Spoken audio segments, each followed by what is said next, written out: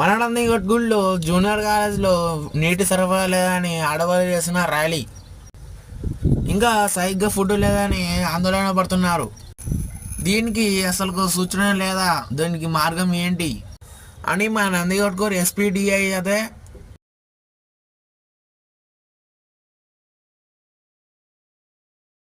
ఈరోజు పిఎస్ ఆధ్వర్యంలో రాష్ట్ర ఆరోగ్య చేయడానికి ప్రధాన కారణం పెండింగ్లో ఉన్నటువంటి 4,600 కోట్ల ఫీజు రియంబర్స్మెంట్ స్కాలర్షిప్లు విడుదల చేయాలి. అలాగే పాదయాత్ర సాక్షిగా నారా లోకేష్ గారు తల్లి కొనడం పేరుతో ప్రతి విద్యార్థికి 15,000 రూపాయలు కేటాయిస్తున్నాడు.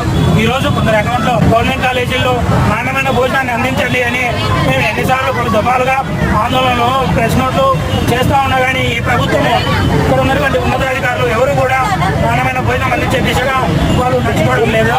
అయ్యా పవన్ కళ్యాణ్ గారు, మీరు ఒక హామీ ఇచ్చారు, గొప్ప సీతమ్మ మధ్యాహ్న భోజనము చాలా క్వాలిటీగా ఉంటుంది అని. ఏదయ్యా ఉడికని అన్నము మాకు మురిగిపోయిన కోడిగుడ్లు పెడతా ఉన్నారు. ఆ అన్నం తినలేక మా విద్యార్థులు అడుగు నొప్పితో హాస్పిటల్లో చేరే పరిస్థితి మీ ప్రభుత్వం తీసుకొచ్చారు.